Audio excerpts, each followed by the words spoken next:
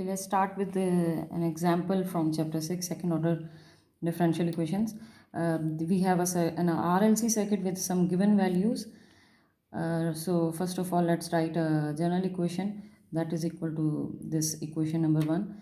Let's differentiate it because it is an integral differential equation. It has some integral and we cannot solve it like this.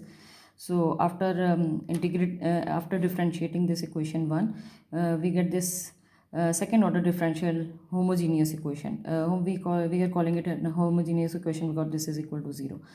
And as discussed in the previous lecture, we have converted this second order differential equation into a general characteristic equation. And from this characteristic equation, we have derived the values of two roots s1 and s2. As we are familiar, this is case number 1 where s1 and s2 have real, negative and distinct values because the values are -1 and -2. So basically roots are those values, those real numbers that when substituted in the values, it satisfies the equation. So the general solution of this equation is I of t ke minus t. We have just substituted the values of s1 and s2 in a general second order differential equation. We have discussed this previously in the previous lecture.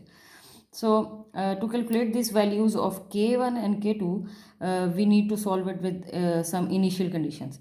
As in this circuit, there is a switch k.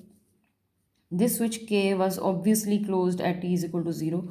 Only and only if then I of t can flow here in the circuit. So when this switch was closed at t is equal to 0, so previously there will be no current flowing in the circuit and definitely capacitor will be uncharged. So 0 minus values of I and the voltage will be definitely equal to 0, and by the property of inductor and capacitor, the 0 plus values will also be equal to 0 because inductor opposes certain change in current and capacitor opposes such a certain change in voltage.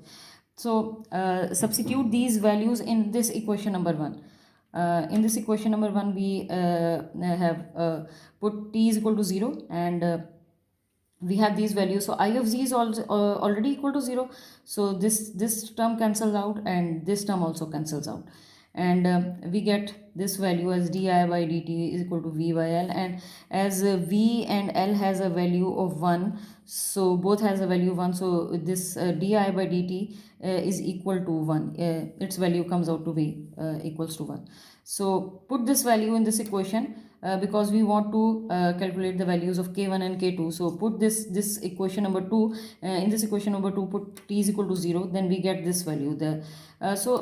We already know by the rules of algebra that if you want to calculate the values of two variables k1 and k2, then you must need two equations, two simultaneous equations. So we have this first equation in which k1 plus k2 is equal to 0, as I of 0 plus is equal to 0. We need another equation. For this we will differentiate this equation number 2. So differentiate this equation number 2 to get another simultaneous equation. Then by differentiating and putting t is equal to 0, we'll get a second equation, and by simultaneously solving this equation and the previous equation we have calculated, we finally get the values of k1 and k2. And by putting this value in equation number 2, we get a a solution, a particular solution, because now we have substituted and calculated the values of k1 and k2, that is equal to e minus t and e minus 2t. So let's plot the response of this equation.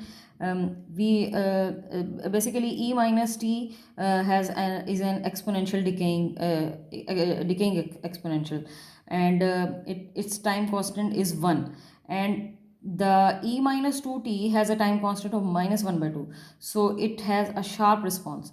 So whenever we add these two, e minus this decaying exponential and this decaying exponential, we get somewhat this plot. I have drawn this with a black pen.